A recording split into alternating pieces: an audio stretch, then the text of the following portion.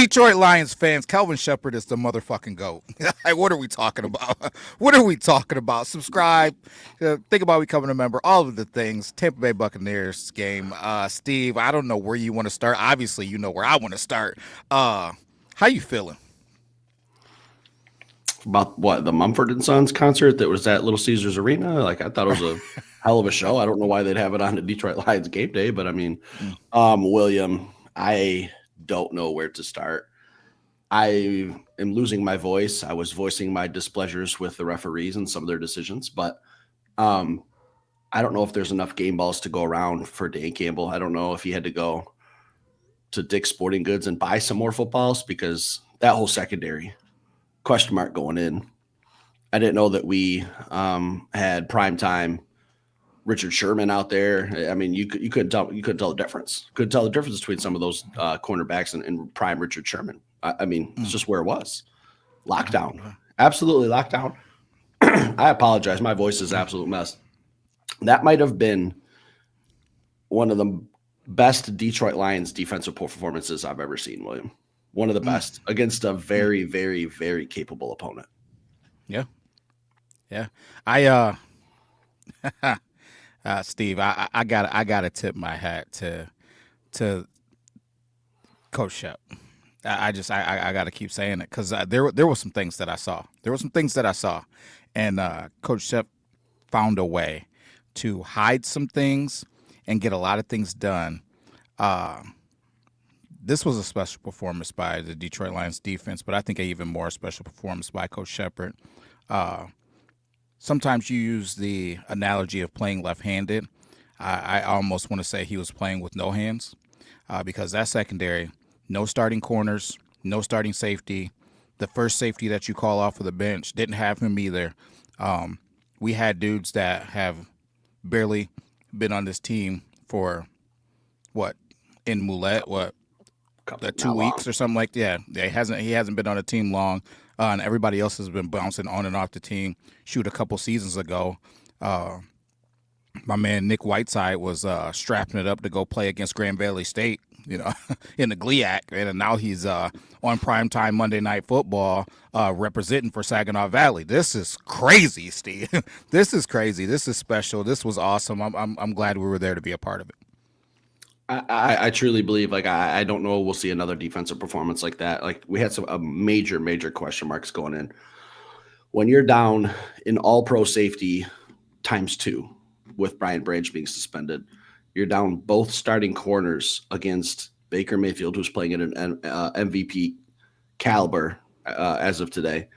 You're going against Mike Evans, Hall of Famer. Hopefully he's all right. Saw he broke his collarbone or clavicle. I'm not sure if there's a difference, but I hope that's not the last time we see Mike Evans. I'll just say that, because he's too damn good. I know he's kind of on the back nine of his career.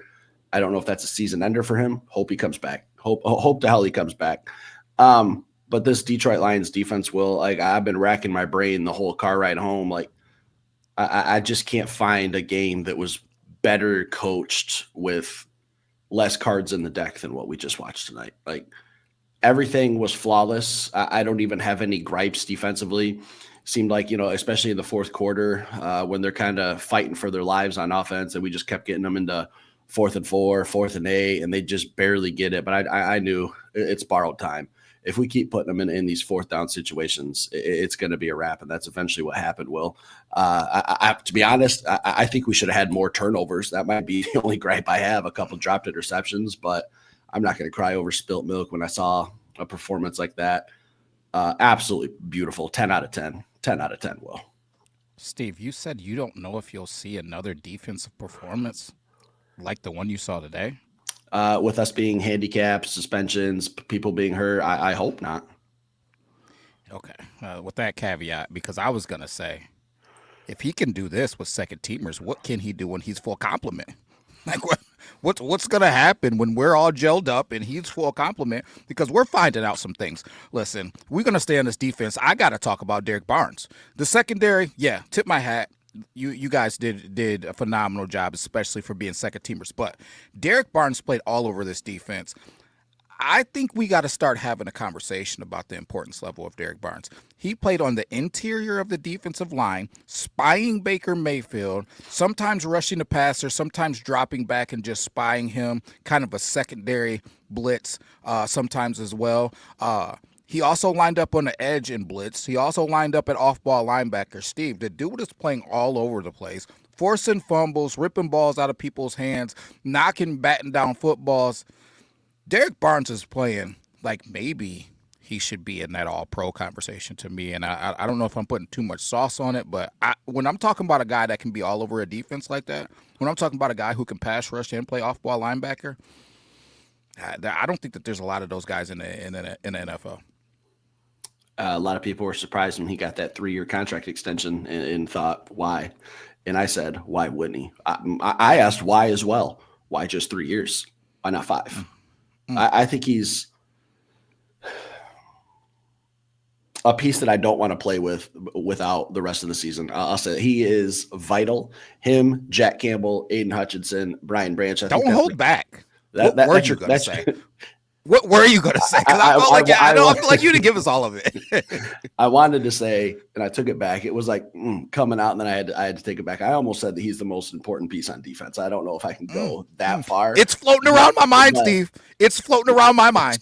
It's spinning. It's spinning up there. I can't say it yet, but I definitely don't want to be in a boat where I don't have Derek Barnes. And I think that's saying that's enough. That's all I can really say right now, Will.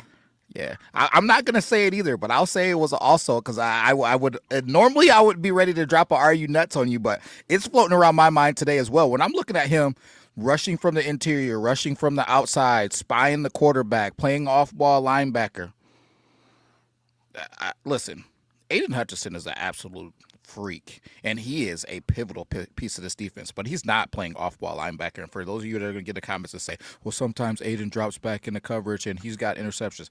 Listen, I understand that, but he is not guarding tight ends and running with running backs. And like Derek Barnes does a lot of things, and I think if he keeps doing this, there is going to have to be a conversation.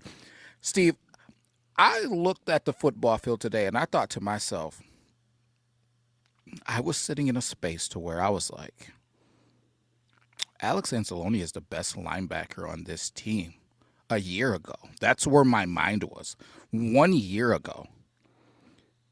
Now I'm sitting in a space where I'm saying, I think Alex Anzalone is the third best linebacker on this team. And nothing against Alex Anzalone. He's still playing great football. But Jack Campbell is another one, Steve. Jack Campbell is still playing out of his mind. He's playing like a man. He's playing, showing me exactly why he has that green dot. I think we need to start having a conversation about, do the Detroit Lions have the best linebacking core in the NFL?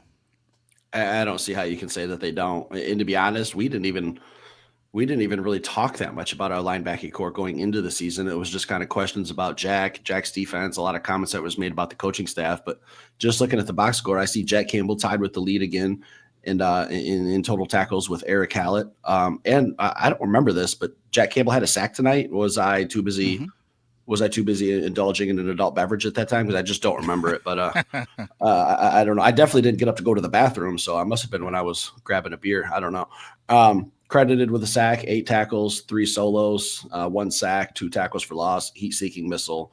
If we're talking about Alex Anzalone being our third best player and we're talking about Derek Barnes, I think it's scary to think that Derek Barnes is maybe our 5th best player on defense. And that's no disrespect. It's just room full of dog. I go Hutch, Branch, Jack Campbell. I might throw either Kirby in there and then probably Derek Barnes. That's probably my top 5. I mean, am I crazy, Will? Are you going to hit me with "Are you nuts" right here, or do I make a little sense? Steve, you make a little bit of sense. Are you nuts? We're not going to talk about a Lee McNeil. Are you out of your mind? First game back. Listen. First game back, and he did not disappoint. He was. Listen, you don't see people come back off of a knee injury like this, their first game back. I don't know what his snap count was, but I know that most of the time when I looked out there, he was out there. He had on those bright neon pink cleats, so he wasn't easy to miss. I was like, man, I'm kind of, at first I was kind of like, I kind of don't like it, but I will say I got there early. I watched him in pregame, and he looked ready in pregame. He didn't look like he was favoring anything. He didn't look like he was holding back or he wasn't confident in pregame. He was letting it rip. So I was like, okay. And then when I saw that snap count in the first half, I was like, okay. But I will say, I have to go back to the film. I did see him make some plays in some moments, but I couldn't stop watching that secondary, Steve, because I was just so worried going in. It was something that was a huge topic on my mind, and I gotta stand on. I gotta stand on and say, uh, I was wrong about Jamie Robinson. I'm not gonna say that I was wrong about his play, but I was wrong about him potentially being out there. Wasn't active today. Last minute they made him inactive, and when I saw it during pregame, I was like, man, Arthur Moulette, man, is gonna be out there. Travis Kelsey undressed him. Now I will say there was some situations that made me a little bit uncomfortable, and I'll debate on whether or not I'm going to talk about those tomorrow when we really break down film.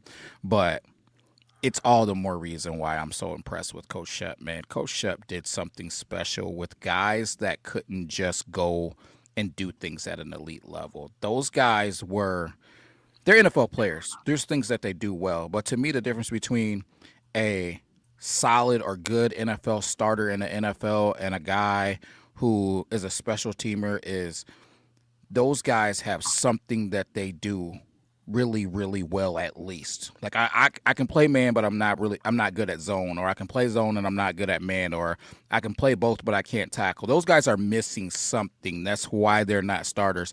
And then the elite just do everything at an above average level. So there was things that I saw holes in every secondary player's game besides a Meeks. Now, a Meek showed up like a dog today, but everybody else had some holes in their game, and Coach Shep worked around them. It was a masterclass. Well, we could be on here for 8 hours if we wanted to talk about everybody who on defense had a good game tonight. Just again, best defensive performance I think I've ever seen from the Detroit Lions, given how banged up they were, short of pitching a shutout, which is very, very hard to do in today's NFL. It's just damn near impossible. But if you would have told me at the beginning of the day, hey, the Tampa Bay Buccaneers are only going to score 9 points, I would have said, you're out of your damn mind. There's no way the Tampa Bay Buccaneers are only going to score 9 points with our secondary depleted, suspended, injured, some guys that are still banged up and still fighting through it.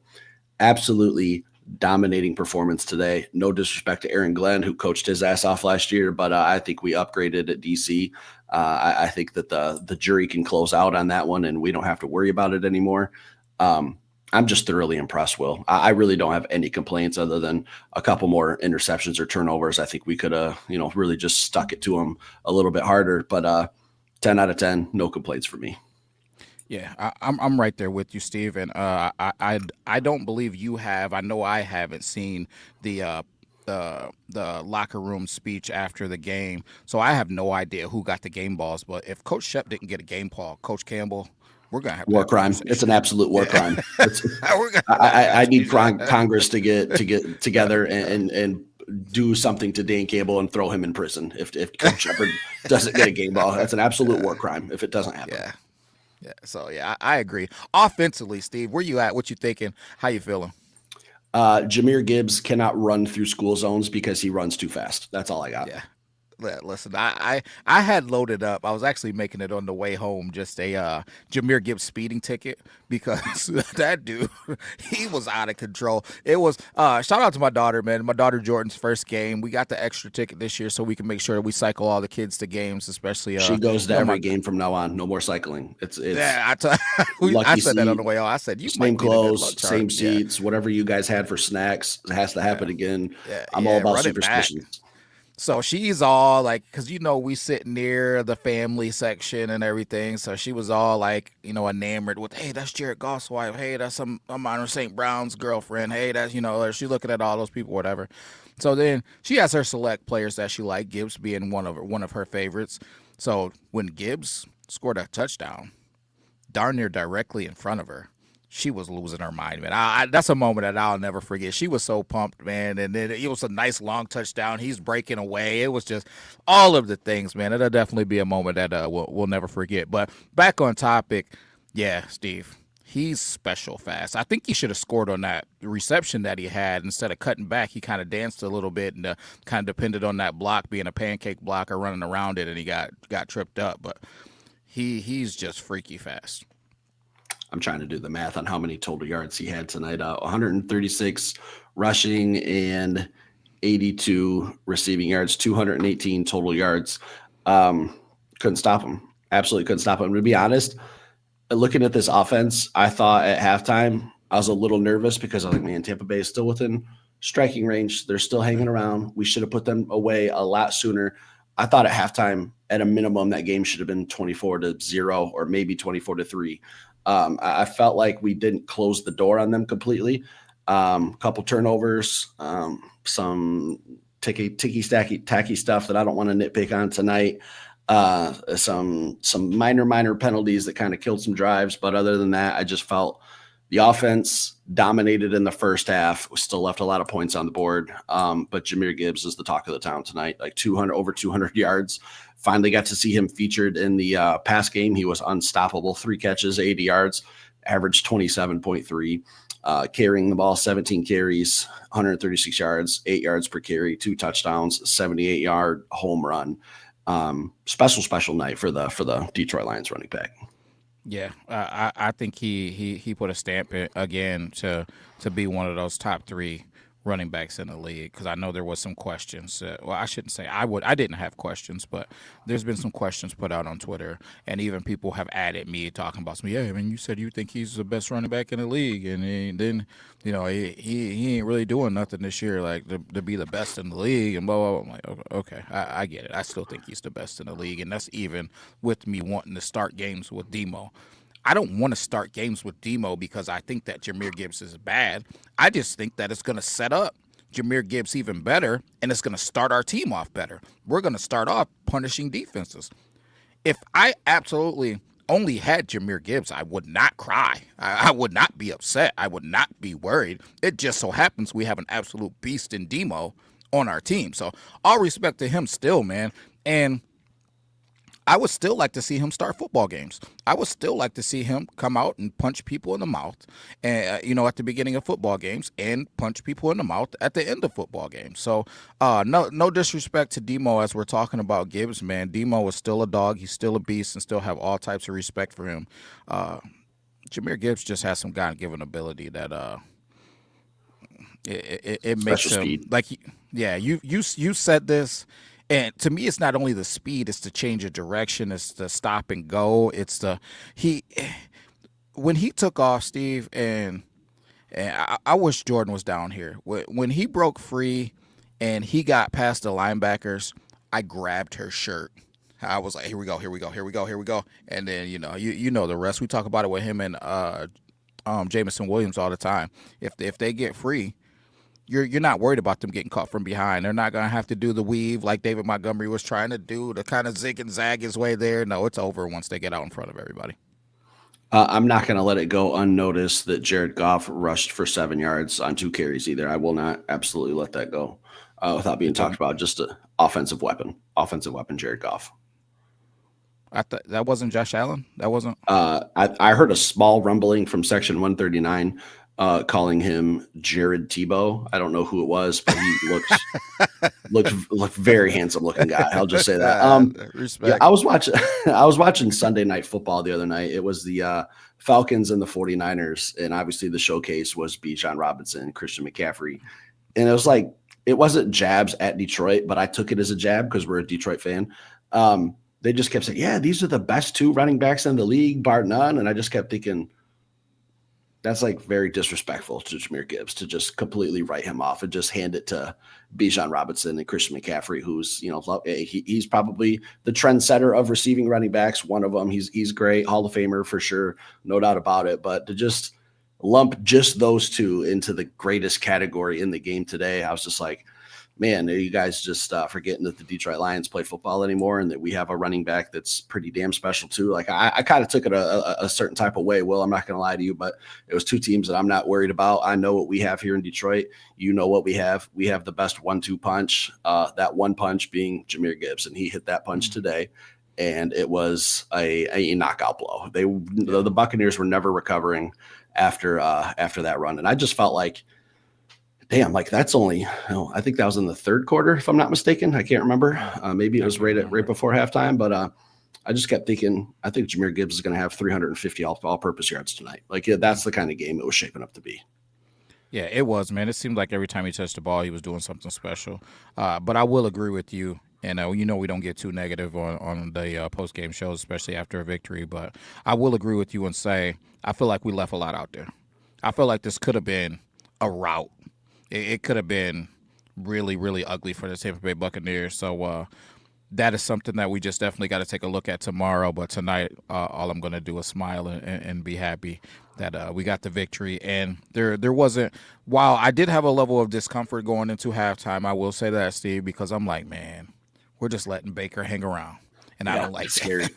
Yeah, it is, man. It is. And Baker was Baker today to me, man. He made plays. There was a lot of sacks that were there was a lot of plays that were almost sacks where he wiggled his way around and somehow got away and made throws and made plays.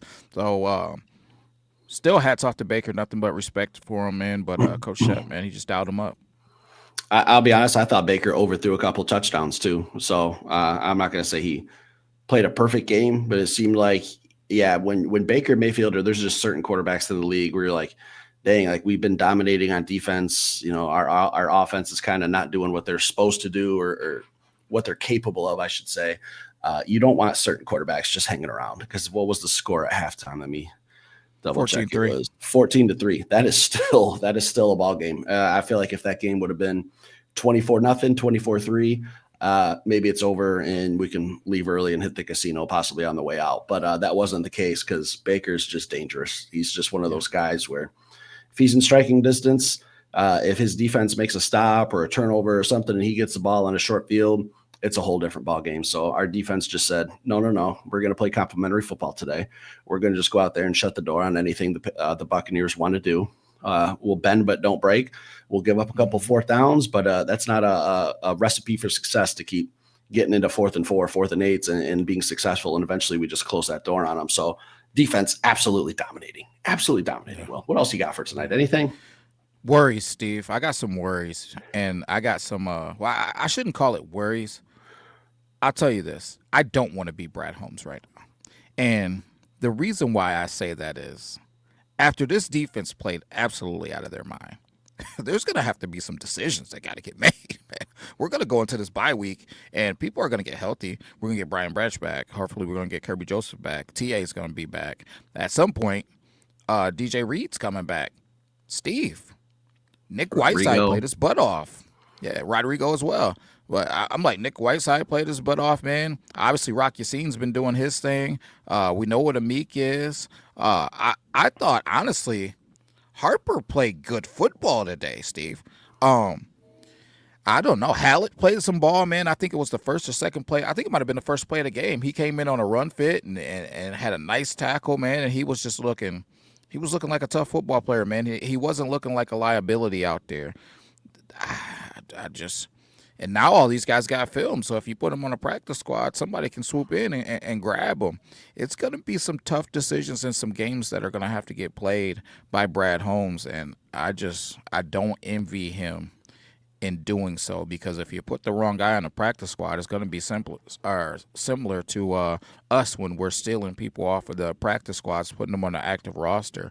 I will say I learned something this week about that too, because I thought that we had to have Jamie Robinson active for this game because we took him from the Chiefs practice squad, and then they sent him to the practice squad today.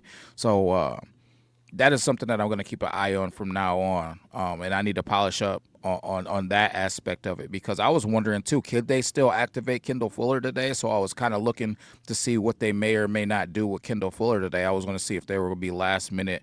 They throw him up there with a little bit of gamesmanship, but it was Lorenz Strickland that they threw out there, and they took Robinson off. And a couple others activated Lee McNeil. So it's just that those games, man, I need to really dial in when you can do those last minute adjustments. Like, is it, I don't know how many hours before game time that last little transaction can be done.